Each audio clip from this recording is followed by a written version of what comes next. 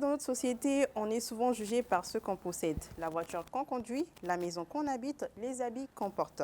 On parle de réussite et souvent on pense tout de suite à l'argent. Mais est-ce posséder beaucoup de choses, c'est vraiment le signe qu'on a vraiment réussi?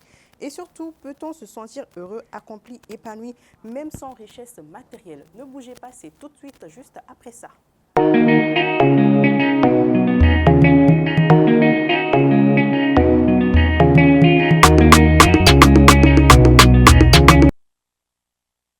Fidèles et aimables téléspectateurs, bien le bonjour à vous. Vous suivez M7 RMC, le canal 244, l'émission, votre émission favorite, oui, Kabarachi.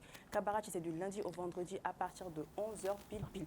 Toujours bien accompagné, Moro, bien nommé Moro, Keleme Adje. Oui. Tanaga. Oui, Mounegara Tanto. Ibalana donne quoi.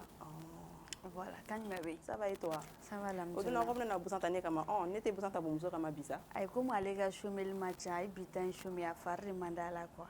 Kabe te ira la jana te do mobile ko la ko ro kabe la fin. Ah, montage le montage. Non, collègue de la forêt, a faut beto ka yeri. Kabe te ira la. Regardez mes jolis doigts. Ay ça snap ga e. Ka te nu ira ka bagi nu ira. Ay filtre bébé no. Ni ta te filtre ta ira di. Ça va la ira te ba rotina tout le gars. Bref, madame, où que tu sois là, dans ta maladie, mais si jamais, si jamais le dimanche, moi je te vois de l'autre côté là-bas là. Ah, tu mets. En fait, il va y avoir le clan est déjà bon quoi. Clan formé le capa. Quand c'est moi, on dit c'est moi je chôme. Mais quand c'est Tina, on dit elle est malade. Il y a fouille. Ah mais elle va chômer. Moi je suis mariée. J'ai 2 enfants à nourrir. Hein? Les papas et puis l'enfant. Toi aussi. Moi j'ai 2 gros bébés à la maison. Le thème qu'on a aujourd'hui, c'est sur la réussite matérielle. Est-elle indispensable pour mener une vie épanouie? Amso. Oui, il faut faire un banali. Mayene. Et bolo magane farla ka. Igere. Mani gene buasi go waga be bolo bi soro bi. E ko Umar Sangare obe. O te Umar ko. Obe fa ne ga dasa obe ko fe no. Dasa disketia. Ondo gara dasa disketia. O re ni gasa kileno. Mazigbe. Ni kadi yɛrɛ farala ko tanga ta. No kadi siga mo yɛrɛ. Fus kelen dɔrɔn bɛ Umar daji la. Est-ce que b'a kalama? Fus ni jumɛn? Fus kelen dɔrɔn. O don na Umar e fus taga de jɔne ɲanga ka bɔ ɲa ma sɔn kɔrɔkɛ a ta de ko bidon ka ta ka bila yan. C'est parce que en fait Fus tu vois Fus là hein, Fus il est pas violent walayi. Violence man Fus. John te sala. Fus na bɔra ni e ma nin da joli la han kɔrɔ ko bɛ nkalon. Ni ma si kɛnɛ ma bi k'a fɔ a ka oser dɔrɔn. Bon, ok, ça. Elle ni cɛ tɛ ŋɔni mɔgɔ yɛrɛ man k'a da don a la yɛrɛ. E bɛ da don a la mɛ ne ko ni nin cɛ ya. Mɔgɔ t'a da don mɔgɔ muso n'a cɛ ni ɲɔgɔn cɛ. Bon i fana kana na kuma fɔ an ka plateau. B'a fɔ piyan. N'i y'a fɔ n b'i cɛ bloqué. N'a digirila. N'a digirila i bɛ taa cɛ de ɲini. Ou n b'a latunu. K'a latunu o n'o se b'i ye i bɛ taa tɔsɛn pɔn jukɔrɔ cogoya min na dɛ. Ne fana bɛ to o pɔn kelen de jukɔrɔ n ka muso. Mais ni fɛn kelen t'an da kɔni. Ni n'a da jara mɔgɔ la jeli b'o ma balima. Jumɛn bɛ da? E k'a to tan dɔrɔn. Hali i ma ye hali o don na dimanche don n tun bɛ pɔn jukɔrɔ yɔrɔ. I ma ye dimanche n tun bɛ pɔn jukɔrɔ. I ko i bɛ se o ko ninnu na. I ka nin farati na bani. N'o tɛ k'i bɛ s'a la cogoya ne fana bɛ se o cogoya kelen na. Bref, pour mieux décortiquer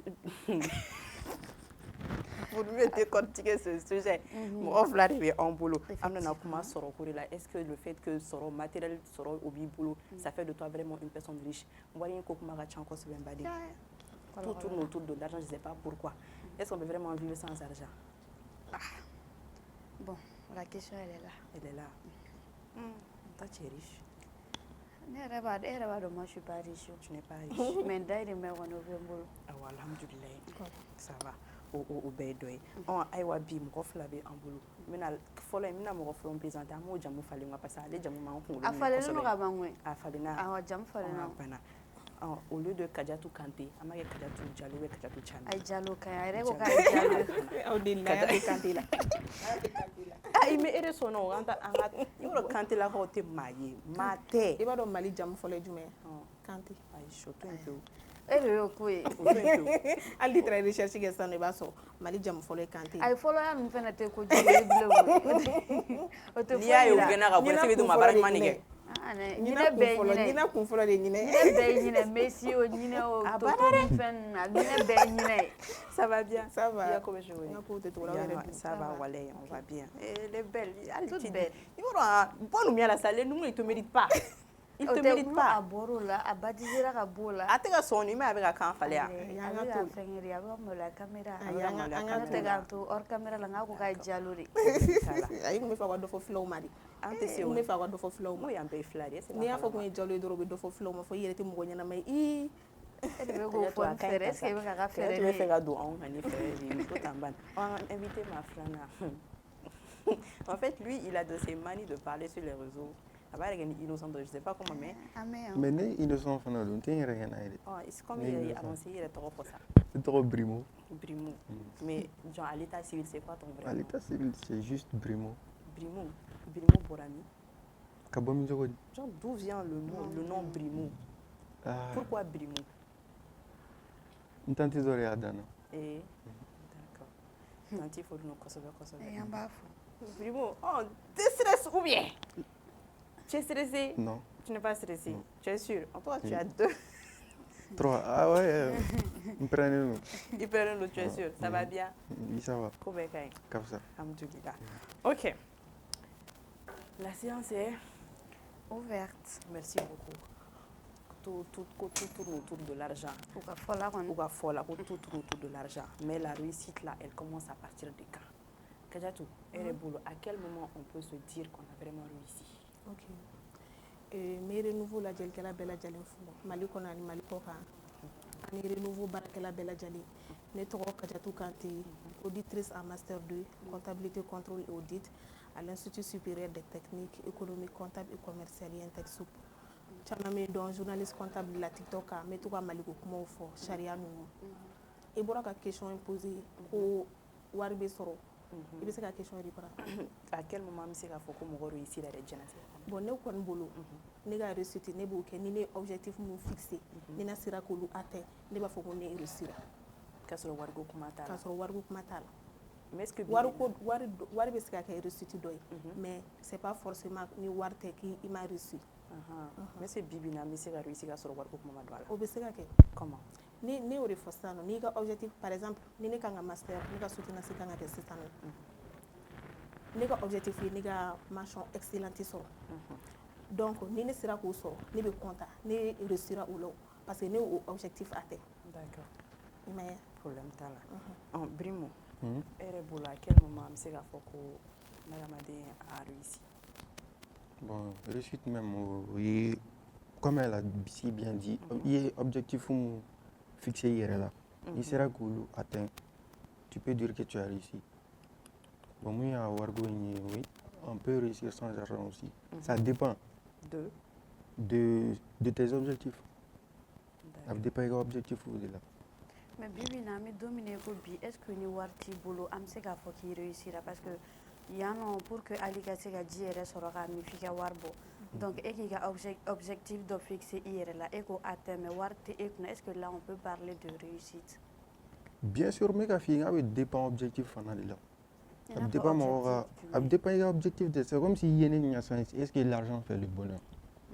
A bɛ dépend mɔgɔ ka bonheur de la. E bolo l'argent le fait ou pas? Bon, moi, l'argent, ça ne fait pas le bonheur, mais ça contribue quand même. Mais ça ne fait pas le bonheur. Vous parlez de combien là? De n'importe quelle somme, même si c'est 10. L'argent ne fait pas le bonheur, mais avait contribué. Sinon, l'argent fait le bonheur. Généralement, il était l'argent fait le bonheur des pauvres. Mais est-ce que ni wartigi, c'est ni kera wartigi, est-ce que ça veut dire que tu es heureux? C'est ça la question. Si. Si. L'argent fait le bonheur des. Ça fait. Oh là, vous parlez de combien? Là, ça le fait. Le thème est que la réussite matérielle est-elle indispensable pour mener une vie épanouie?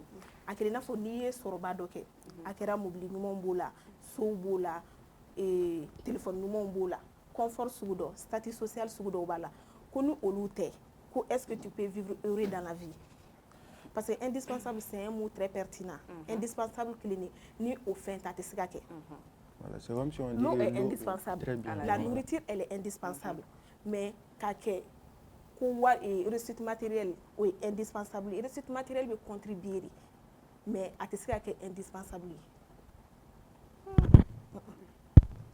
Togo di? n bɛ ka n'o e filɛ nin sisan nɔ e tɛ animatrice ye ne ye mɔgɔ invité i ka plateau kan sisan nɔ bi e ka objectif ye jumɛn ye Émission kɛ ko ɲuman. très bien e ka objectif ye bi émission ka kɛ ka ɲɛ ni émission kɛra ka ɲɛ e tɛ content e bɛ nisɔndiya sɔrɔ o la donc e tɛ épanouissement sɔrɔ o la mais o ni wariko bɛ ɲɔgɔn ɲɛ sira la Bon, ça va dépendre. Hein. Ah, tiens, attendez, vous avez qu'à Parce vous qu'avec fondre. non. Ah, oui, c'est c'est pas pas donc pareil, parce que c'est mo pas pareil. indispensable Kelen tɛ o de placer len tɛ ka ɲɛ quoi indispensable kelen nin n'a a ko tɛ a tɛ se ka kɛ quoi tɛmɛ tɛ se ka k'a la Mais est-ce que bi, on peut vivre sans argent? n bɛ k'o de fɔ a bɛ dépend un certain seuil de la o. Hali ni se in tɛ, wariko est-ce que mais on mɔgɔ bɛ peut... yen nɔ olu tɛ wariba t'olu kun mais u bɛ ka vie o. Mais Ah, mais wari wari dɔɔni kɔni bɛ yen. dɔɔni wari dɔ kɔni bɛ yen nɔ wari dɔ kɔni bɛ yen nɔ mais ressource matérielle thème bɛ ka fɔ cogo min na ressource matérielle ye ka fɛnbaw de sɔrɔ i n'a fɔ so ɲumanw b'o la ani voiture ɲumanw b'o la téléphone ɲumanw b'o la a bɛ dépend olu de la i ma ye wa Mais e yɛrɛ bolo ni olu b'i bolo o b'a yira k'i réussira.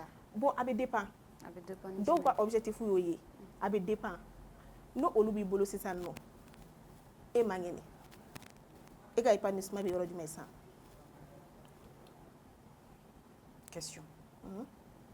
mobili ɲumanw b'i bolo so ɲumanw b'i bolo Mais tu es téléphone ɲumanw malade. b'i bolo fa b'i la Bon, est-ce que olu bɛɛ ma bɔ a la yɔrɔ? mais o de la épanouissement tɛ se ka sɔrɔ o yɔrɔ la o.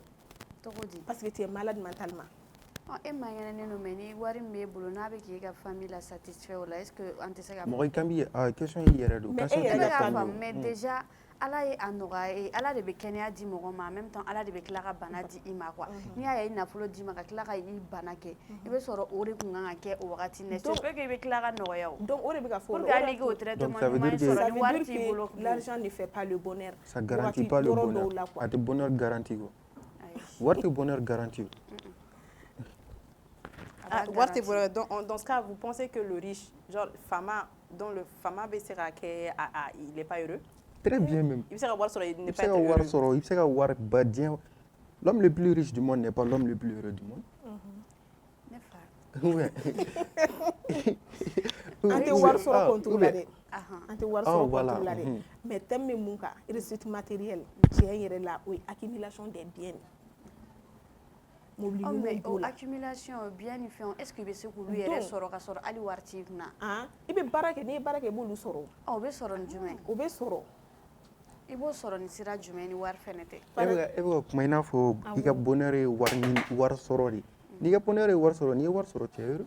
ɔhɔn o de ye objectif ye n b'o de Awɔ, fɔ An b'o mais kuma sisan ɔhɔn. an bɛ ka bien matériel minnu kuma fɔ sisan nɔ voiture b'o la sow b'o la ani a ɲɔgɔnna caman nɔ est ce que i bɛ se k'olu sɔrɔ ka sɔrɔ wari fɛnɛ t'i kunna mais olu bɛ n'i b'o olu n'i bɛ fɛ k'olu sɔrɔ sisan nɔ e bɛ baara de kɛ o par exemple ne y'o fɔ sisan nɔ jani i ka baara dɔ sɔrɔ sisan nɔ i bɛ kalan kɛ mais mɔgɔ dɔw bɛ hali n'olu ma kalan kɛ u bɛ baara sɔrɔ mais n'i ye baara kɛ i bɛ wari sɔrɔ tiɲɛ tɛ wa n'i ye wari sɔrɔ i bɛ se k'i diyaɲɛfɛnw sɔrɔ o la mais kuma dɔ o de t'a yira ko tigɛ o ko de tɛ a yira k'i n'a fɔ e épanouilen de don wari de bɛ épanouissement lase mɔgɔ ma quoi i ma ye wa.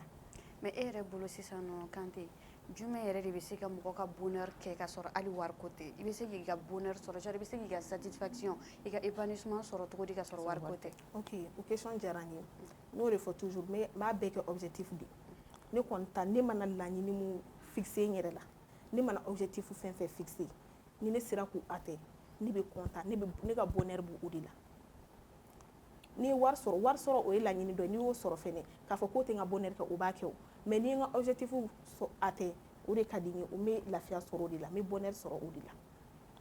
d'accord dis-moi Edu. c'est la question hein? ne ko mun mɔgɔ bɛ se ka i ka épanouissement sɔrɔ cogo di ou bien i bɛ se ka i nisɔndiya i ka bonheur yɛrɛ i bɛ se k'a sɔrɔ cogo di ka sɔrɔ wari ko t'a la ka sɔrɔ wari ko t'a bonheur même moi je pense que choix de don être heureux même ça peut être un choix to Peut-être il y a des difficultés d'obséquier sur le là. Si tu choisis d'être heureux quand même, je pense que tu peux être heureux mentalement. Mɔgɔw ka bonheur kɛcogo fɛnɛ tɛ kelen ye. En fait, il y a des pauvres qui sont plus heureux que des riches. Si, oui, mais c'est un choix. Bien sûr, c'est un choix. C'est un choix. Le bonheur, c'est un choix. Ça vient de l'intérieur. Tu es sûr? Mais quelqu'un qui est dans une difficulté, ça ne va pas aller à la maison. Tout le monde là, il est très compliqué de manger 3 fois par jour. Tu penses que cette personne va épanouissement, il faut décider d'être heureux, sachant bien la sûr, situation. Mais il y a un choix. S'il veut, il peut. Très bien même. Très bien même. Voilà, al dumuni to e be se ka heureux kuma fɔ la. I bɛ se ka heureux kuma fɔ o la yɛrɛ n'o de y'i ka choix ye. Bonheur kɛcogo tɛ kelen ye o. Donc bonheur sugu ja quel type de bonheur? Bon, banabagatɔ ka bonheur ye jumɛn sisan? N bɛ exemple de di a ka kɛnɛya. École den ka bonheur ye jumɛn? A ka tila ka kalan na. Muso ka bonheur ye ka den sɔrɔ. Muso dɔw ta ye ka den sɔrɔ, dɔw ta ye ka furu kɛ, caman ta ye ka baara ɲɛnama ni fɛnw sɔrɔ. O de to ne y'a fɔ bonheur kɛcogo tɛ kelen ye, a bɛ dépend situation de la. N'i bɛ situation min na i ka laɲini ye mun ye, ni o de sabatira sisan i bɛ se k'a fɔ ko tu es heureux. I na yan. N'o ma sabati dun. Parce que a bɛ se ka kɛ fɛn dɔw ka di ye i t'o sɔrɔ mais Ala bɛ da wɛrɛ yɛlɛ i ye quoi. Donc ni o cas sugu don, est-ce que la personne peut parler que ale bɛ ka bonheur sɔrɔ? I n'a fɔ da ka da yɛlɛ. Par exemple sisan nɔ i bɛ taga sɔrɔ baara dɔ bɛ yen nɔ sisan an ka kɛ journalisme ka di dɔ ye mais a tɛ journalisteya baara sɔrɔ. I bɛ taga sɔrɔ Ala bɛ métier wɛrɛ nɔgɔya ye mun tɛ o ye. Donc o tigilamɔgɔ ka cas la sisan est-ce que an bɛ se k'a fɔ ale bɛ ka bonheur sɔrɔ a bɛ ka mun kɛ? Mais n'a bɛ ka mun kɛ i n'a fɔ n'a taara don o ta la sisan nɔ n'o kanu y'a minɛ ne kɔni baara ko la ne b'o kɛ kanu de kuma dɔ la i bɛ fɛn dɔ laɲini fɛnɛ i t'o sɔrɔ Ala tɛ foyi kɛ gansan. C'est pourquoi e banabagatɔ ka ko min fɔ ne ko n'i y'a ye Ala ye wari d'i ma i man ŋɛnɛnen don Ala de y'a kɛ ten tɔ pour que i ka fɛn dɔw fɛnɛ faamu diɲɛlatigɛ la quoi mais wari b'e kunna e man ŋɛnɛnen don donc i denbaya ou bien i dɔgɔninw bɛ k'u a wari dun donc l'argent est-ce que a tɛ bonheur kɛ dɔɔni? Ne b'o de fɔ bonheur ko la o bɛ dépend mɔgɔ yɛrɛ de ka cas la o banabagatɔ argent b'o ka bonheur kɛ wari b'o ka bonheur kɛ. Parce que hali i ka traitement bɛ traitement na pour que i k'a sɔrɔ il faut que wari de don. A b'o tigi ta kɛ. O tɛ ta kɛ toi personnellement. Mais ni m'o situation na. Ayi mais toi personnellement sisan est-ce que wari bɛ e ka bonheur kɛ? Ne bɛ se k'a fɔ cas dɔ la a bɛ n ka bonheur kɛ. Cogo di? Toujours n bɛ ka ta n ka école ko kan. Ni n bɛ n ka école sara ni n ye wari sɔrɔ ka n ka école sara n ka se ka continuer ka n ka kalan tɔ kɛ ni n y'o wari sɔrɔ n bɛ bonheur sɔrɔ o la o ye nisɔndiya ye n fɛ o. I ma ye wa? Mais e ko cas dɔ la a b'a kɛ cas dɔ la a b'a kɛ cas dɔ la a t'a kɛ wari tɛ se ka fɛn bɛɛ kɛ kanu wari t'o kɛ o. I somɔgɔw ka soutien. Kanu e ko kanu wari tɛ o kɛ dɛ. Kanu sugu jumɛn? Mɔgɔ ka k'i fɛ kanu na yɛrɛ yɛrɛ la. Amour sincère. Teriya la D'accord. teriya la balimaya la wari t'o sɔrɔ. a sugu bɛɛ la quoi kanu t'o kɛ mɔgɔ bɛ kɛ mɔgɔ fɛ kanu yɛrɛ la mais wari tɛ kanu san. Pourtant a b'a san dɛ. O tɛ kanu ye tuguni. Si kanu Ayi yɛrɛ. kanu yɛrɛ n bɛ ka fɔ kanu yɛrɛ yɛrɛ de dɛ. Kanu yɛrɛ Est-ce yɛrɛ. que o e yɛrɛ bɛ k'o kuma fɔ an bɛna jɛngɛ dɔɔni mais est-ce que kanu yɛrɛ yɛrɛ bɛ yen nɔ? Kanu yɛrɛ yɛrɛ ka Kanu yɛrɛ dɔgɔ. bɛ yen dɛ. Amour n'a fɔra amour sincère o tɛ cɛ ni muso dɔrɔn ye. Ba M'o de fɔ, bɛ hali den fɛ teriya o la. ye amour sincère o. Teriyaw ni ɲɔgɔn cɛ o fana amour Écoutez, sincère on bɛ. sait tous que... Non, arrêtez. Non, arrêtez. Arrêtez. Aïe, ça va lui... Aïe, ça va lui quoi. Voilà, aïe, ça va lui quoi. Non, aïe, ça va lui quoi. Aïe, comment tiens le faux.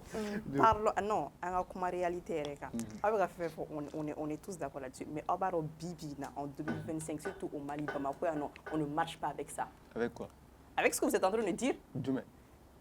Ko amour Bi, sincère bɛ vous yen. êtes ni Amour war sincère. ni war Par bi exemple- est-ce que Bibi na ni war bi kun est ni war ti kun est-ce que bi lamɛ? Hein? Mais mɔgɔ bɛ yen nɔ O wari tɛ Hali question la est-ce que o ye trans- question Hali i ka sa o tɛ question O tɛ question o ye. tɛ question o tɛ fɛn o sujet o plutôt. tɛ si. O Ah, tɛ on a- sujet o. Voilà, ne y'a fɔ n k'an Justement, bɛna pas jɛngɛ de donner dɔɔni. quoi. Non. Mais dans ce cas, moi je me demande pour quelle raison société yɛrɛ nana valeur ba don wari la au jour d'aujourd'hui. Ɛrɛ bolo bi mun? Munna Société nana valeur ba don wari la. munna société nana valeur ba don wari la.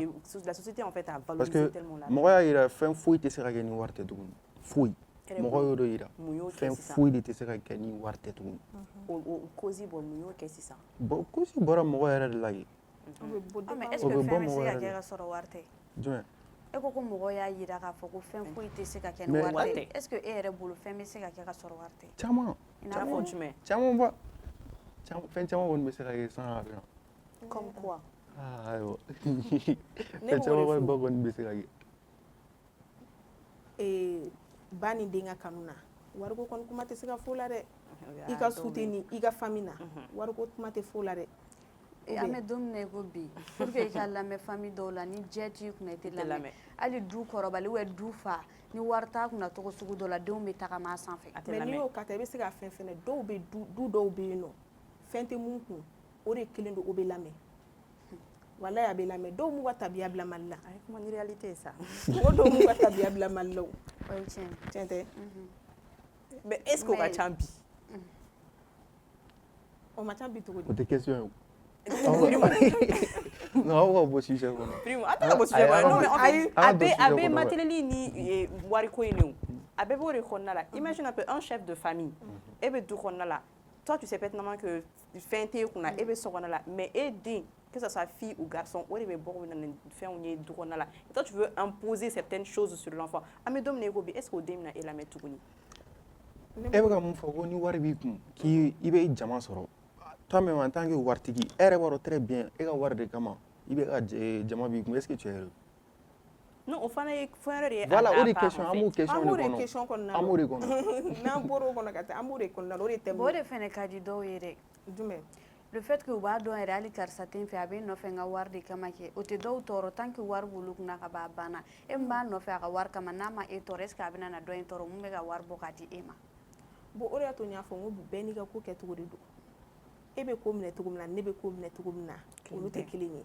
donc an tɛ se ka kuma bɛɛ hakilina t'a la mais d'accord mais mun de la surtout mali la yan nɔ an b'a ye mɔgɔ caman b'a fɔ de i n'a fɔ ni matériel ninnu b'i bolo du ɲuman b'i bolo mɔbili ɲumanw b'i bolo les choses matérielles n'olu b'i bolo ɲumanw mɔgɔw b'a fɔ k'i réussira e yɛrɛ ko ko mɔgɔw ka réussite togoyaw tɛ kelen i bɛ se ka objectif dɔ fixe la n'i y'o de sɔrɔ o b'a yira k'a fɔ i réussira mais mali la yan nɔ par exemple an b'a ye k'a fɔ n'i yɛrɛ ye stade dɔ sɔrɔ ni wari t'i kunna ten tɔ mɔbili t'i bolo sow t'i bolo an b'a fɔ k'e ma réussir e ma foyi kɛ diɲɛnatigɛ la e yɛrɛ bolo sisan nɔ kun jumɛn de la o mentalité ninnu nana an kunna bon ne b'o kɛ société kɛcogo de parce que an fana y'o de yira an y'o de yira an y'a yira ni téléphone baw b'i bolo sobaw b'i bolo mobili ɲumanw b'i bolo i réussira diɲɛnatigɛ kɔnɔna na i m'a ye wa an y'o de yira société yɛrɛ kɔnɔna y'o de yira et pourtant ne y'o de fɔ olu bɛ contribuer de u bɛ contribuer mɔgɔ ka épanouissement kɔnɔna la mais k'a kɛ i n'a fɔ c'est indispensable n'olu tɛ tu n'es pas épanoui bon ne kɔni ma sɔn o ma e ma sɔn o ma mais la maison elle est indispensable non la maison so mais so bɛ kɛ i bolo mais k'a fɔ de ko i n'a fɔ dagabana château sow ko ka k'i château de bolo ka k'i bolo a ye château ah i mais n'a fɔ dagabana sow ka k'i bolo mobili baw ka k'i bolo téléphone baw ka k'i bolo confort sugu dɔw quoi i m'a ye wa. D'accord. Mais est-ce que c'est pas genre pression sociale t'es qu'à imposer jeunesse pour qu'ils réussissent coûte que coûte quoi.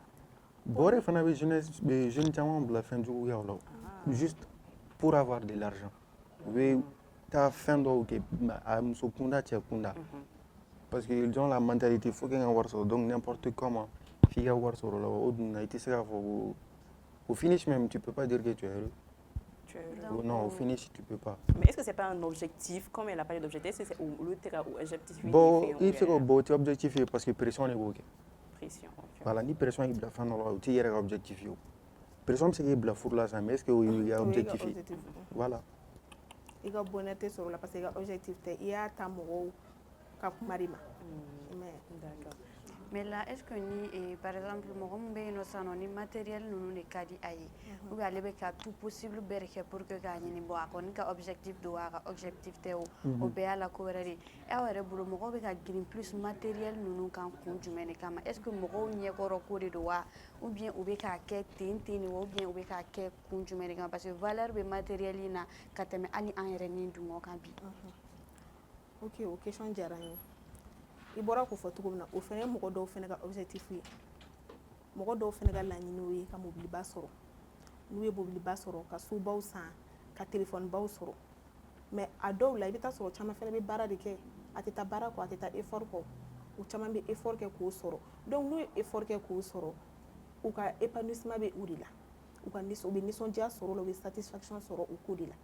mais est ce que matériel in kanu fɛnɛ tɛ mɔgɔw ɲɛkɔrɔ ko de ya a ɲinini n'a sɔrɔli yɛrɛ fɔlɔ yan'an ka taa kanu yɛrɛ sira fɛ fɔlɔ k'a kɛ mɔgɔw ɲɛ kama. parce que bibi na i bɛ taga sɔrɔ dɔw yɛrɛ bɛ yen nɔ moyen ta ye se ta ye mais i bɛ taga matériel fɛn dɔw y'a bolo i bɛ se ka téléphone dɔ y'a bolo e yɛrɛ b'a dɔn i ni ala cɛla la hali n'i ko baara ko a tigi baara kɛ k'a sɔrɔ i b'a fɔ a m'a sɔrɔ a somɔgɔ t'a fa ye a t'a ba ye a t'a kɔrɔ ye a t'a dɔgɔ ye mais i bɛ fɛn dɔw ye a bolo i yɛrɛ b'i ɲininka nin ye nin sɔrɔ cogo di donc est ce que caman yɛrɛ tɛ ka girin girin matériel ninnu ka mɔgɔw ɲɛw de kama. o ye apparence de ye apparence de don pour que k'a yira mɔgɔ la ko ne réussi voilà n réussira nkalon kan quoi. mais est ce que a sera o ma. bon société comme n bɛ k'a fɔ cogo société fana de y'a kɛ o parce que bi bi in na ni fɛn t'i kun n'i tɛ foyi i tɛ lamɛn i foyi quoi rien hali muso n'u y'a ye ni fɛn dɔ t'i kun c'est difficile u b'a fɔ k'u bɛ k'i fɛ. muso Mhm. m'a faamu.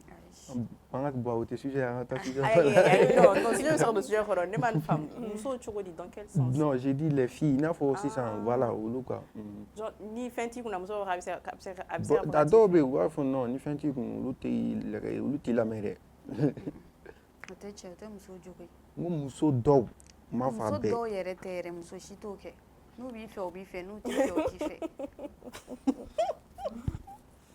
ale ko yɛrɛ b'a dɔn. tiɲɛ don i ye tiɲɛ fɔ. mais est ce que cɛw dɔw fana tɛ yen nɔ ni wari tɛ muso mun na est ce que u bɛ k'u fɛ. o ka ca Fana dɛ bɛ yen dɛ. c'est rare mais a tɛ yen yɛrɛ. a ka ca. k'a fɔ ko ni wari tɛ muso kun n tɛ kɛ muso fɛ. non ne ma deli ko cɛ. non. tagala ko bi furu ninnu u bɛ ni surtout ni cɛ bɛ taga muso b'a fɔ k'a ba bɛ nin baara la wa a fa bɛ nin baara la a somɔgɔw bɛ nin baara la. au contraire muso de somɔgɔw bɛ fɔ cɛ aujourd'hui ka o de cɛ ka ɲini. ca cɛ bɛ muso furu en fonction de ce qu'elle gagne ou ce que sa famille a. o b'a jateminɛ de n'a sɔrɔ n ka bɔ fan bɛ nin na somɔgɔw kunna. o la dépense bɛ calculer ka jateminɛ k'a bila quoi. i b'a dɔn diɲɛlatigɛ fana il faut que objectif de ka k'i la. mais est ce que o ye objectif o kan ka kɛ objectif ye. ayi n kan t'o kama o mais diɲɛlatigɛ la i mana kɛ ko o ko la il faut que objectif de ka k'i la. mais Khadija bɛ ka objectif min fɔ est ce que an bi génération mɔgɔ est ce que objectif bɛ anw kunkolo la est ce qu'on a des objectifs même à atteindre. ah bon mɔgɔw bɛ yen nɔ objectif b'olu la. mais n'i ko an b'a ta kɛmɛ kɛmɛ sara la sisan nɔ n'i ye jeunesse ta k'a lajɛ e yɛrɛ bolo combien pourcent de bɛ yen nɔ minnu bɛ jɔrɔ k'u ka siniɲɛsigi la f'u bɛ objectif fixé u la fo diyagoya ne ka nin objectif in atteint nin san in kɔnɔna na ou bien nin san in ka taa bila nin san in na. bon ne ta a bɛ dépend ne ka collaboration na parce que ne terimusow fɛn fɛn bɛ ne ni minnu bɛ marché ɲɔgɔn fɛ minnu bɛ fɛnw kɛ ɲɔgɔn fɛ i bɛ taa sɔrɔ o bɛɛ la objectif b'u bɛɛ la. ayi bon o ye e ni teriw ye sisan nɔ mais an k'a ta bakuruba la parce que ko mana na kɛ cogo o cogo i bɛ fɛn dɔw ye i bɛ objectif ko fɛn in aw kana ta bakuruba la parce que mɔgɔ objectif tɛ kelen ye. n'i y'aw ɲininka sisan n'i y'aw ɲininka objectif ye min ye genre f'i ka i ka wariba sɔrɔ i ka fɛnba sɔrɔ n'i y'aw ɲininka o de ye objectif ye. non ale de ko il faut mɔgɔ ka objectif de fixer a la donc an fɛnɛ de ko jeunesse bi bi na an bɛ don min na i ko bi est ce que jeunesse bɛ ka objectif yɛrɛ fixer u la fɔlɔ n'an ko an b'a ta bakuruba la sisan ale bɛ se ka combien de fɔ an ɲɛna pourcentage ko la jeunesse joli bɛ ka objectif fixer a yɛrɛ la pour que k'a fɔ a ka nin atteindre fo ka taa fɔ ko a bɛna objectif fo fɛn a yɛrɛ la. bon ne tɛ se ka pourcentage o tɛ se ka. n tɛ se k'o compter dɛ. mais o tɛ se ka compter sinon kɔni bɛ objectif kɔni bɛ bɛɛ la a kɛra cogo o cogo. o ye hakilinata de ye wa o n'a bɛ o la a bɛ bɛɛ la. objectif bɛ bɛɛ de la. objectif tɛ i n'a fɔ ka fɛnbaw miiri ka fɛn kɛ dɛ hali i sigilen tantɔ i bɛ sojɛ la walima i bɛ fɛn dɔ la tantɔ i bɛ se k'a fɔ ko jani nin kalo ka sa il faut que n ka tila nin na nin bɛɛ ka ban quoi olu bɛɛ objectif ye. mais il va essayer ka objectif atteindre du moment où tu sais ce que tu veux est ce que nous les jeunes on sait ce qu'on veut réellement aujourd'hui bibina. Déjà, on a ta sur les réseaux et tout ce qu'on voit. Tout ce qui se passe actuellement, Mali, on a surtout la jeunesse. Est-ce qu'on sait réellement ce qu'on veut? Moi, je ne vois pas. Toi, tu vois pas? Moi, je vois pas. Je vois pas. Ne kɔni bɛ ka mun yɛrɛ jateminɛ an ka jeunesse kɔni cɛsiri b'u la sisan de. cɛsiri b'u la. sansi jumɛn fɛ? sansi caman na. i n'a fɔ hali n'i ye tiktok ta k'a lajɛ i bɛ taa sɔrɔ an ka jeunesse u kɛlen don ka wulikajɔ caman kɛ. kɛlen don ka feere b'o la fɛn camanw b'o la quoi. an tɛ se ka a bɛɛ kɛ ko kolon fanfɛlaw ye an tɛ an ka jeunesse cɛsirilen don sisan nɔ yɛrɛ. Bon, jeunesse cɛsirilen don, est-ce que mɔgɔ kan k'i fier par tout ce qu'on voit sur les réseaux sociaux? Parce que eko ko n'i ye réseaux sociaux sanfɛla ninnu ta k'a lajɛ i b'a ye jeunesse caman bɛ k'i cɛsiri. Est-ce que a bɛɛ ka cɛsiri ye cɛsiri yɛrɛ yɛrɛ? Est-ce que bɛɛ ka bonheur ye bonheur yɛrɛ?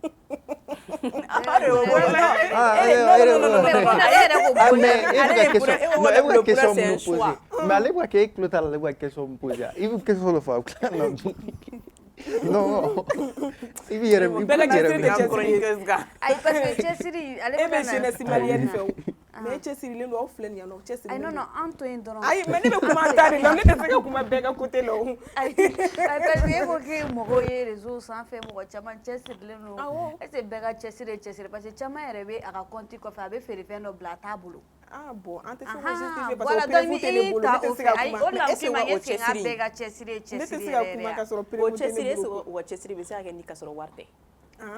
Wa o cɛsiri est-ce que cɛsiri bɛ se ka sɔrɔ wari tɛ? Bon, i b'a dɔn mɔgɔ filɛ ni courage b'i la diɲɛlatigɛ la fɛn fɛn na i bɛ nɔ sɔrɔ o la i bɛ nɔ b'o la. Feerefɛn ka k'e bolo wari caman ka k'e bolo ni courage t'e la détermination t'e la e b'o feerefɛn bɛ taga ɲɛ. D'accord. E ko bɛ taga ɲɛ. A tɛ taga ɲɛ. Kam ninnu yɛrɛ u bɛ ka bɔ thème kɔnɔ dɛ. Aw bɛ ka bɔ thème kɔnɔ dɛ. U kun ye kuma dɔ fɔ u kun ko un riche peut avoir de l'argent mais il peut pas être heureux. E yɛrɛ hakilina tɛ. Ne kɔni bolo ni wari b'i kunna tɛ heureux. Parce que moi je me dis par exemple sisan nɔ an bɛ don min na i ko bi pour que i ka se ka fɛn dɔw yɛrɛ sɔrɔ i ka se ka accès sɔrɔ diɲɛlatigɛ fɛnw dɔw la kɛnɛya b'o la dumuni b'o la sokow b'o la finikow b'o la fo wari de ka k'i kunna an bɛ don min na i ko bi foyi tɛ se ka sɔrɔ ni wari tɛ quoi a y'i diya a m'i diya pour que i ka fɛn dɔw sɔrɔ f'i ka wari de bɔ hali pour que i ka dumuni duman sɔrɔ k'a dun hali dumuni goma i bɛ wari de bɔ pour que i bɛ a don a la pour que i bɛ a fɛn sɔrɔ donc hali matériel comme an bɛ k'a fɔ tant que wari t'i bolo nafa t'a la quoi ale bɛ k'a fɔ k'i bɛ baara de kɛ ko k'a sɔrɔ ça quand même c'est vrai pour que i ka wari sɔrɔ il faut travailler mais i bɛ taara dɔw caman bɛ yen nɔ u bɛ baara kɛ an b'a ye ala tɛ sɔrɔ nɔgɔya u ye quoi parce que diɲɛlatigɛ bɛɛ ni a kɛcogo don bɛɛ ni a dancogo don bɛɛ ni a ka destin kɛcogo don ala bolo mais ne kɔni fɛ l'argent ça fait le bonheur. L'argent ne fait pas le bonheur. Ton bonheur. Ah voilà, l'argent fait ton bonheur, mais ça fait pas mon bonheur. Qu'est-ce qui fait ton bonheur? Pourquoi l'argent ne fait pas le bonheur? L'argent fait le bonheur des pauvres, sinon l'argent ne fait pas le bonheur. Des riches. Ah bon, ni war sɔrɔ ni ta fama dɔ nin est-ce qu'il est heureux? Comme ça, il sɔrɔ k'i ka question fɛngɛ i bɛ sɔrɔ ka. Bon ni ta mɔgɔ ka kuma fɛ ko dɔ ko tantɔ est-ce que o la e bɛna n'a faamuya? Awɔ parce que e fana ta dɔ ka kuma fɛ parce que e fana voilà n'olu b'i bolo n'olu ne bɔra k'an ka hakilinata fɔ sisan ne ko n ko selon moi ko l'argent fait le bonheur n ko parce que pour que ne yɛrɛ sisan nɔ ne ka dumuni dɔ sɔrɔ ka dun ne bɛ wari de bɔ o pour que ne ka fɛn dɔw sɔrɔ ne bɛ wari de bɔ o donc ne bolo sisan nɔ kɔni ni i y'a mɛn i b'o fɛn ninnu kɔni sɔrɔ n'i ma wari bɔ i tɛna n'o sɔrɔ donc ça fait moi mon bonheur. Donc o de y'a to thème na fɔra indispensable n ko indispensable mun b'a kɔrɔ dɛ o de b'a yira ko n'a tɛ i tɛ se ka. Ni wari kɔni tɛ foyi man ɲi bi. Donc ni wari tunna san dɔrɔn wari bɛ ka contribuer e bɛ ka baara kɛ kun jumɛn kama? Ne bɛ ka baara kɛ.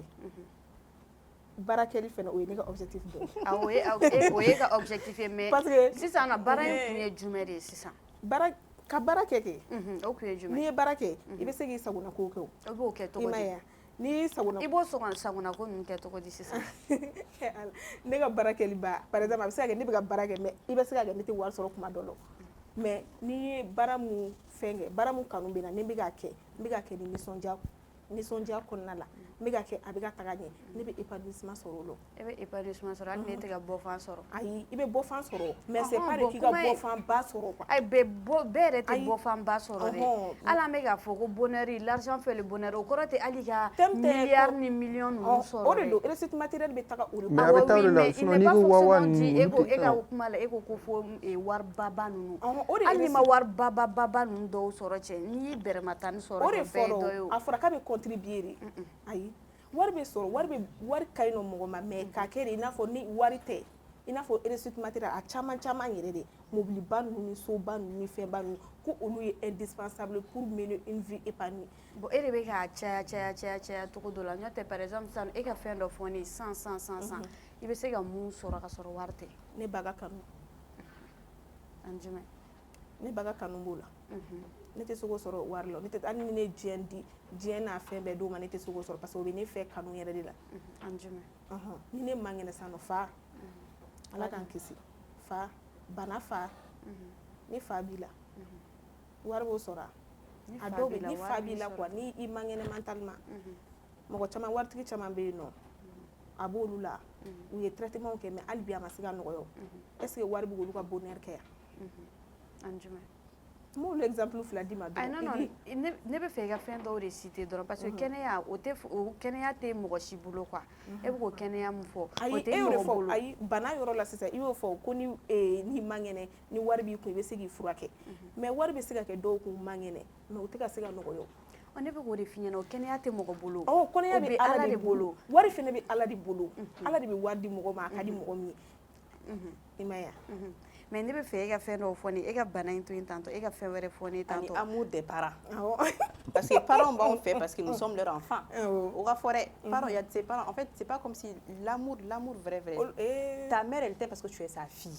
O bɛ kɛ o. O yɛrɛ tɛ parent bɛɛ yɛrɛ. O ye parent bɛɛ de ye. Non parent dɔw yɛrɛ bɛ den wolo u t'a fɛ dɛ. Aw kana ko olu ye essentiel de olu fana ye ko essentiel de mɔgɔ bɛ yen nɔ u bɛ du kɔnɔ wari b'u kun fɛn bɛɛ bɛ yen nɔ u man di mɔgɔw ye mɔgɔw t'u fɛ u t'u soutenir u ka ko bɛɛ b'i da b'u ka ko la u b'a fɔ ni yɛrɛ bɛ se ka corriger mais kuma dɔ la i mago bɛ mɔgɔ dɔw ka soutien na wari t'olu bɛɛ sɔrɔ sa. Wari t'olu bɛɛ sɔrɔ matériel on parle de matériel. Mais ne bɛ k'o de fɔ aw ɲɛna ne bɛ ka na ni n ka argument e bɛ matériel dɔ fɔ tantôt i bɛ se ka mun sɔrɔ ka sɔrɔ wari tɛ. E ka matériel dɔ fɔ ne ta i bɛ se ka mun sɔrɔ ka sɔrɔ wari tɛ. Matériel bɛ sɔrɔ i bɛ wari bɔ ka matériel san ni fɛn dɔ. Ne bɛ k'o de fɔ sisan n'e k'a dɔ de fɔ i bɛ se ka mun sɔrɔ ka sɔrɔ i ma wari bɔ quoi. O bɛ se ka kɛ yan anw yɛrɛ bɛ o tɛ se ka kɛ o. Bon kuma filɛ nin ye. Kuma fɛn t'o ye dɛ o tɛ se ka kɛ o. Tu veux parler? Aw bɛ ka essayer ka piège de da awɔ kɛ ka bɔ jɔ sa olu b'u k'u yɛrɛ parce que olu b'u k'u yɛrɛ fɛ o tɛ se ka kɛ o. ka bɔ sujet kɔnɔna la ka bɔ. F'aw ka faamu de wari tɛ fɛn bɛɛ kɛ walayi wari ka ɲi dɛ mɔgɔ si tɛ diɲɛ kɔnɔ ko wari man di. Mɔgɔ si m'a fɔ ye mɔgɔ si t'a fɔ ko wari ma ɲi genre kɔ fɔ ko fɛn depuis le début a fɔra a bɛ contribuer de. N'a fɔra contribuer sa n'a fɔra contribuer o kɔrɔ tɛ tu peux aller de zéro dɔw bɛ taa de zéro ka kɛ waritigi ye de zéro o bɛ kɛ o mais o bɛɛ la i t'a sɔrɔ wari fitinin dɔ de bɛ yen dɛ o de contribuer a la mais o kɔrɔ tɛ ni o tɛ yen yɛrɛ de a tɛ kɛ diɲɛ fo ka diɲɛ wuli. Ne yɛrɛ m'a fɔ ko contribuer a la. O contribuer a la o kɔrɔ tɛ. N'o ma contribuer a la dun. E bɛ contribuer kɔrɔ dɔn fɔlɔ ani indispensable. Indispensable c'est un mot très pertinent. C'est un mot très pertinent. Aw ye indispensable de fɔ yan. Indispensable sɔsɔ la koyi. Aw y'aw hakilinata de di ne fana ye hakilinata de di. E min hakilinata di dɛ i yakuruselen don ko fɛn dɔ fɔ wari tɛ se ka parce que i b'a dɔn.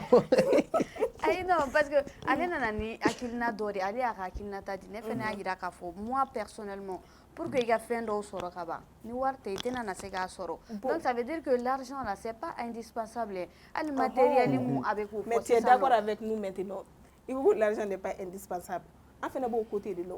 Aw tɛ ka ne ka kuma de faamuya o pour que i k'o matériel sɔrɔ an bɛ ka kuma matériel ko min kan sisan nɔ n'i ma wari bɔ i tɛ matériel ninnu sɔrɔ e bɛ ka fɛn minnu fɔ sisan nɔ ko i ba ka kanu kɛnɛya ni fɛn ninnu dɔn olu si tɛ jate matériel fɛ olu ye ko dɔ ka dɔw de ye juste à côté. Ayi i ye ɲininkali kɛ ko wari bɛ ne bɛ se ka fɛn jumɛn sɔrɔ ni wari t'u bolo. Mais ne ye ɲininka sisan e ka matériel dɔ fɔ ne mɔgɔ bɛ se ka mun sɔrɔ ka sɔrɔ wari tɛ e ma o répondre ou bien comme an bɛ matériel ko kuma de la.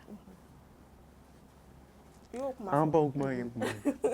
Biri moi ko question répond matériel jumɛn de bɛ se ka sɔrɔ bi na. E t'o répond an ka panw kuma matériel jumɛn bɛ yen nɔ n'o de fɔ i bɛ wari de bɔ fɛnɛ ka fɛn san a kɛra matériel fɛn fɛn wari de bɛ bɔ k'a san mais k'a kɛ de ko wari de kɛra indispensable ye o de tɛ yen quoi. Wari bɛ contribuer de. Bibi na au jour d'aujourd'hui e bɛ se ka mun de kɛ oui an bɛ e bɛ se ka mun de kɛ bi ka sɔrɔ wari tɛ. Bi an bɛ don min na i ko bi e bɛ se ka jumɛn de kɛ ka sɔrɔ wari tɛ. I n'a fɔ jumɛn. Qu'est-ce que tu peux accomplir en fait sans vraiment parler d'argent? Qu'est-ce que tu peux accomplir? Yeah. Mais je sais, madame. Qu'est-ce que tu peux accomplir? Accomplir. Non, refus. Nemnana, ni be kalange. Ibe warba ibe kalange yoro. Mais nimnana soutenance ke. Ne emnana soutenir ça.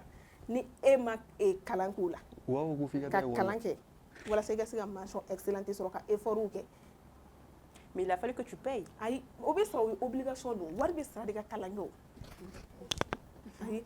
Alaza, en fait.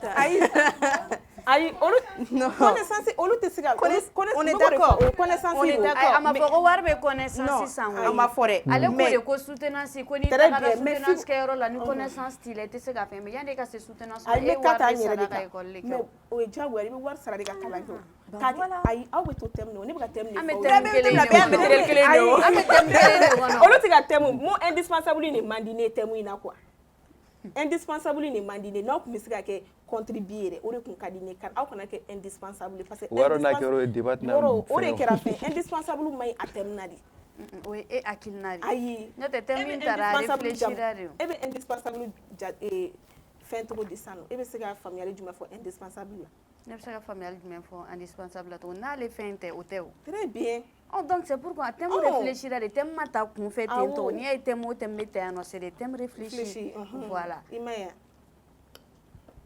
ay mana kuma chabire non mana kuma chabire qu'est-ce qui peut être accompli sur warko mama fo ala bon connaissance bola kasura imo warko kuma fo mais il y a l'argent quoi ça bibi na ni ma iga ni retard la iga paiement la fin là tu peux pas soutenir ou bien tu peux pas soutenir de war be contribuer e ga très bien iga war sara anga ke iga war sara iga taka école ke e yere tiga se ta école la e tiga effort ke e tiga fushi ke ame école su chamando utina na so iga examen nu ngé tentore ka teme tentore il faut que tu payes très bien ni mais nous on refond ni a payer si ça non et a payer e yere tiga effort ke du bon bébé et mon voilà essentiel est que toi tu payes warto ko ulo warte juma warto ko la ni war sara o la si ça non e yere ma bo e ma tigi présenter examen ke salle kon mais be redoubler il est redoublé. Donc, il y a des efforts effort d'or et fenêtre. O effort est chez mais il y a même effort que comment Québec a fait redoubler avec ta tant quand même t'as payé. Mais ne au pays si ça non est bas. Ne fait payer et ma taga si ça non. Aïe au bébé et les mots. Au bébé mort. On a tout. Wari les premiers pas en fait. Wari le tina no au ke et no lo. Wari tina no ke no lo. Beniga placé de wari time wari ya ka barake maintenant à toi de faire ton travail. Eh Allah, ne ba. Oh my primo. Bienvenue nous katika kele fo afra. Olu tika iba no problème natura thème ngono doron ame avancer wa. Non mais ka to thème ngono mais na ka son. Ma kele ni forêt. Donc aga échappatoire sur la rive dépôt la teka seka bo. Mais tiens, il faut que yoro do fo tanto ne kuma mo fo ko te tiens. Du métal. On continue kana akli digala. Ay akli on me digala. Allah. Continue. Non, je me question ne poser. Il comment faire un nare. Nere na ke konto. C'est ça. Ça n'est que pour nere na tout. Si ça Bibina au jour d'aujourd'hui, qu'est-ce qu'on peut vraiment faire? Qu'est-ce qu'on peut accomplir sans pour autant parler d'argent? Nega Willy Soroma, Kata Baram Kadni. L'argent ne peut pas acheter ça. Mais tu travailles pourquoi? Tu travailles pourquoi? Et pourquoi tu es ami ou n'a rien tout pour nos follow by? Tu travailles pourquoi? Je travaille pour moi, pour-même. Pour toi? Dans quel but? Pour mes propres plaisirs. Tes plaisirs, et tes plaisirs là, tu les fais comment? Genre, Ibe a fait comment? Donc, il fait les gars. Non mais, il a plaisir, il a plaisir de satisfaire tout le monde. Il va satisfaire tout le monde. Tu travailles pour tes propres plaisirs, non? Il a plaisir, comment est-ce que tu satisfais tes plaisirs? En travaillant. En travaillant.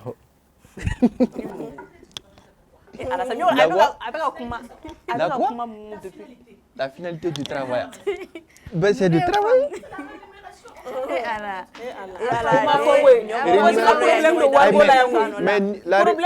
Travail bénévole. Non mais travail bénévole très bien. Problème do wargo la we an bebe wargo ka di beyre mais ka kere ko o soba ni femba nunu ye indispensable pour être épanoui là. Mais Ijosa olu de fene fa wa famille de soro la. Imaya akadi bey ka war soro akadi bey ka femba o so mais ka fo no lute kete se ga nisonja jena tige fene kono. O te bega kai. Voilà, elle est déjà au te bega kai. Elle est ga kausi. Donc je veux que o do ga kai. Ben ante se ka kuma be place lo. Mais eko de ko le fait que au fora si ça non genre indispensable yere de kuma nga te ga bla kuma konnana. Ne kon bolo et de bolo si ça non indispensable nga te ga bla la parce que ka foko oni ote et te se ka viere ote. Toi personnellement et bolo de ni et objectif de fixer hier la ni et o soro ka ba o e ka bonheur ke. Mais ibe ta ka soro mo do fene be no ali akil natal la tant que ale mani mobile ban nu soro ni mobile marki nu soro ale mani villa su injo ale mani keta ale man botanto ale ma jena tige ere soro kwa objectif mais ne fene de objectif ne be ga e ga kuma kele ni fo ne be e ga objectif te sira ke kele ni ne o de fo ibe épanouissement soro jena tige la muna ni sira ki ga objectif ate ne na e ga kuma re era mobile ban nu ni su ban nu ye sege i satisfaction soro o ko la ibe nisondia do fene tabeke nga siga ni réaliser jani kaluga ba nga siga ni ketanto no fene go o siragal sabati o fene be satisfaction so o kula mais amugo ko objectif te killing très bien et o kuma fora ni nan e ko kuma killing ni wata ne me soso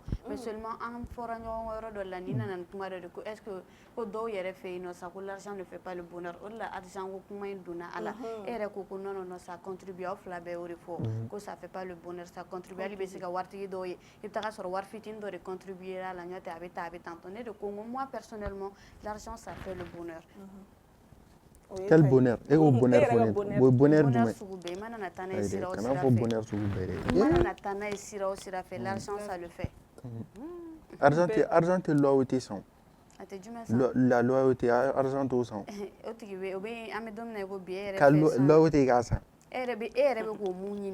Est-ce que bibi na me domine go bi e se ka fo ko loyauté re bi wa te ko ya ai que o fen mais argent te sera loyauté son bonita kana na o siran nga oye o côté o quoi e fana tarana o côté minare a fana tarana o côté e que ere bolo si sano ate se ga loyauté non jamais ni loyauté do sano be na bonheur dima bo oye e be soro ni oye e ka bonheur antene ga bonheur la re antene ga moi j'ai pas parlé de ça moi j'ai pas parlé de loyauté ici j'ai mais e ko warti se ga jumen sa ne ko warti se ga loyauté sa matériel do de fonni warti se ga musa matériel do warti se ga musa e bo kuma e fala ga matériel do fonni do warti se ga musa ne ya fam sa ama ban wargo imo elle a très bien compris ama ban wargo imo ne fena ma bauta ma mais alena na sisane kalem na loyauté de fonni nya sano ko warti se ga o san quoi ne de fena ko sisano ale ga ne ma lo e fait o e fait nu fo anya ne ko de matériel les choses bon e fena ne fena mu e fait nu fo yire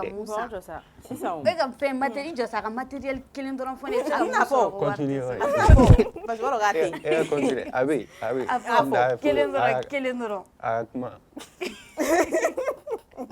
c'est ça comme yo mat suno warte al warte de sa idi wolo de warta son matériel matériel mo di do sa mo di matériel glon mo di matériel glon mo di matériel glon non join war glon ijo sa glon to wodi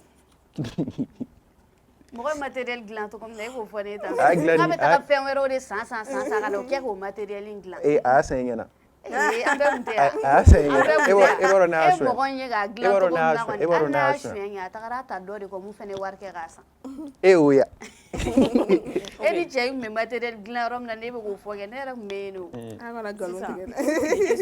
Cette question s'adresse à vous tous.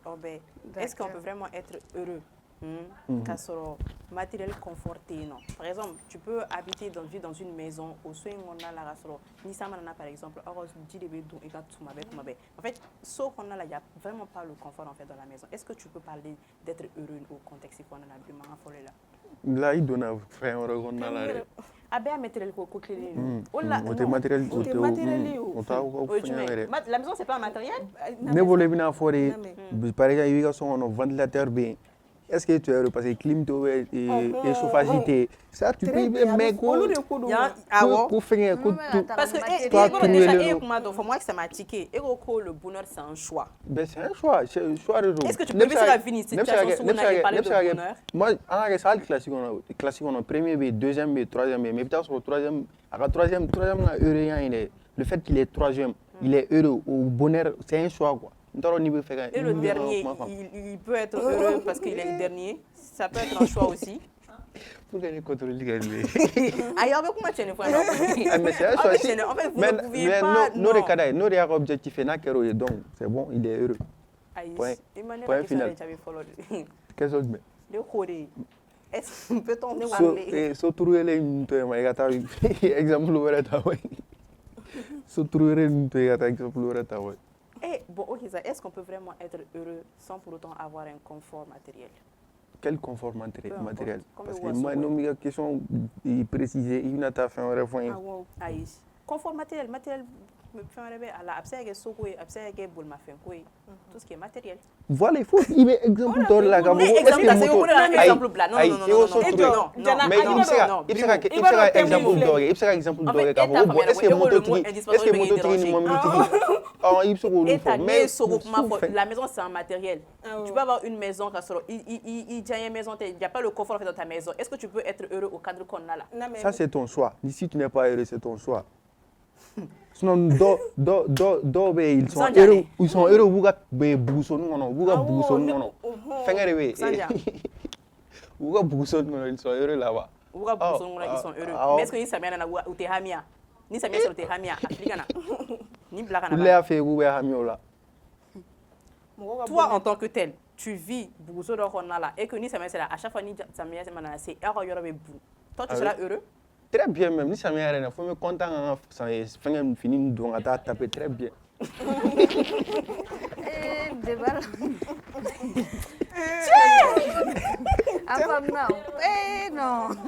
Non mais arrête. Non, arrêtez. Arrêtez ça, vas-y. Mais thème de kono, abe matériel ni. Exemple m'ta pour dar exemple là. Question me poser. La jelkelo agil la jigi thème nali bi ko la réussite matérielle est indispensable pour mener une vie épanouie. Mot clé jol bi annonçano. Ya nega tagaye no. Ay question ni po ay ne fele na tare fo na na. Wala teso. Mega mo agil la jigi thème ni la. Que la réussite matérielle est indispensable. Question intéressante. Donc, ame mot clé sabari yan ni konna la. Réussite matérielle bien non. Ame so indispensable. Amo définir. Épanouissement fanabe. Accumulation des biens, des choses luxueuses. Moblu bola, soluman bola, rigastati, olu chama bola quoi. Indispensable. Oye quelque chose qui est absolument nécessaire. Na le yere de théâtre c'est quoi? La maison n'est pas nécessaire. Oh, maison est nécessaire. Maison est nécessaire, mais à ma famille, la maison pas, dagabana maison. T'as déjà tout. So est nécessaire, mais à ma famille, dagabana souba ou soro. O fana ma foyo. O de be ka ta ka ni. Il veut profiter ga mode iga. Bon no terme na be so fitini mono pour ga e clara fo ko mai ou ko don da. Ma ko mai ne. Ne problématique de reposer non. Supposons que so dora keno et que la maison il a fait conseil mi boulot parce que là il nous reste 5 minutes on va coucher on va lever ça on va rappeler petit bon on y a ma sota mare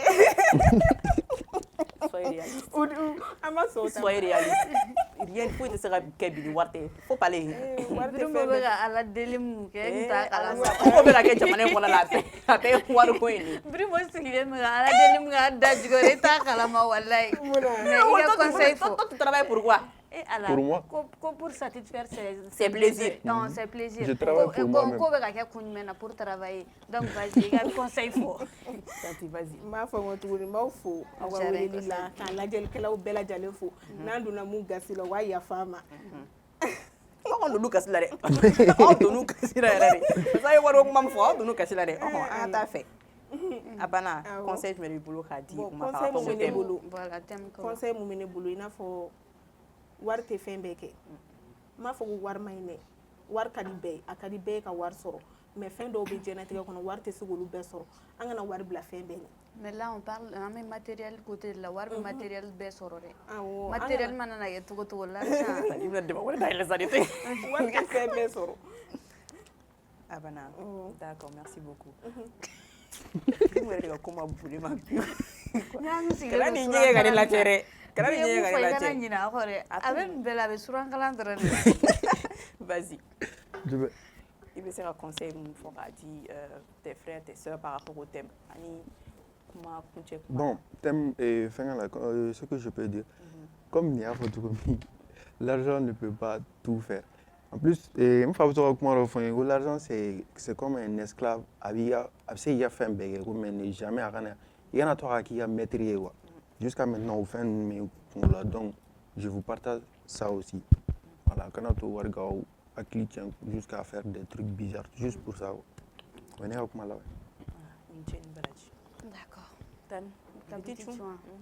D'accord. I n'a fɔ bi an bɛ ka kuma mun kan kosɛbɛ kosɛbɛ o kun ye les choses matériaux. Genre ne kɔni bolo pour que i ka matériel o matériel bɛ diɲɛlatigɛ in kɔnɔ a bi pour que i ka sɔrɔ wari de don. Pour que i ka mobili sɔrɔ i bɛ wari de bɔ. Fini i bɛ wari de bɔ so i k'a jɔ i bɛ wari de bɔ. Diɲɛlatigɛ fɛn o fɛn n'an bɛ a kuma kɛ bi a tɛ se ka kɛ ka sɔrɔ wari dan ma don a la. A kɛra fitinin a kɛra kumaba ye ni diɲɛlatigɛ ko o ko bɛ kɛ a bɛ kɛ wari de bɛ don a la. Hali kɛnɛya ko mun an bɛ k'a fɔ wari b'a sɔrɔ bi bi in na an bɛ don min na i ko bi kanu bɛ kanu na i bɛ se ka kanu san. An bɛ don min na i ko bi kanu i bɛ se k'a san. O tɛ kanu ye. Diɲɛlatigɛ fɛn bɛɛ kɛlen don wari ko ye mais an bɛ se k'a jate de minɛ sisan nɔ pour ne pas que ko bɛɛ kana ta ka da wari kunna k'an ka habitude n'an ka hakilinaw falen dɔɔni n'o tɛ an bɛ don min na i ko bi fɛn bɛɛ kɛlen don wari ko ye mais mun bɛ se k'o falen mun bɛ se ka nin hakilina in bɔ an na mun bɛ se ka hali nin kuma in tunu an yɛrɛ de bɛ se k'a tunu an yɛrɛ de bɛ se ka nin ko dɔw yɛlɛma k'a jira k'a fɔ ko matériel ninnu ale ni wariko ninnu ni bonheur ninnu parce que fɛn dɔw de don fɛn minnu dali normalement a man kan tɛ ka da ɲɔgɔn ma mais a bɛɛ bɛ taga ni ɲɔgɔn ye quoi donc halisa ala k'a faamuya cogo ɲuman d'an ma an bɛɛ ka baara kɛ pour que an mago bɛ matériel fɛn fɛn na diɲɛlatigɛ la an bɛ se k'a san cogo min na. D'accord.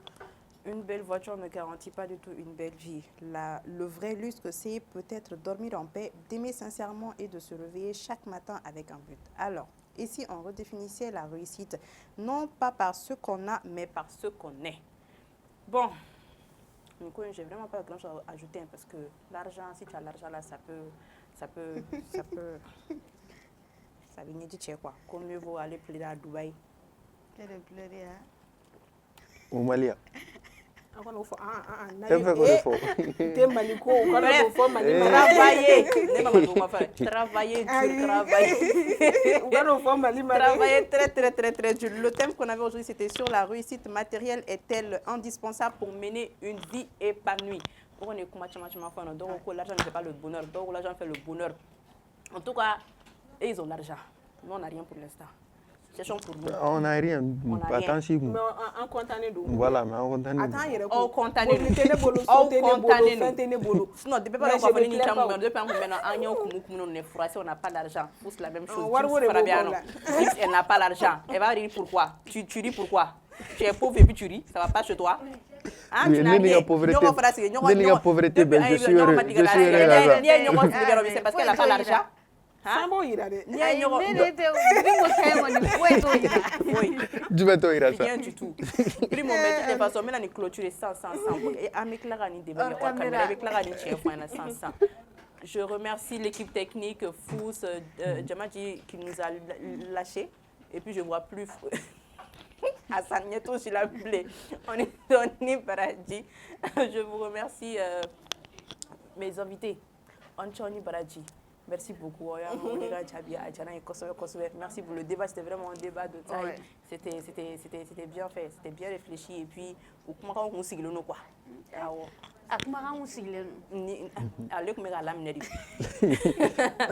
Un big remerciement à vous fidèles et aimables téléspectateurs. Merci infiniment Ante Nina, Ante Seigneur. Vous nous donnez plein de force. On reçoit toutes vos forces.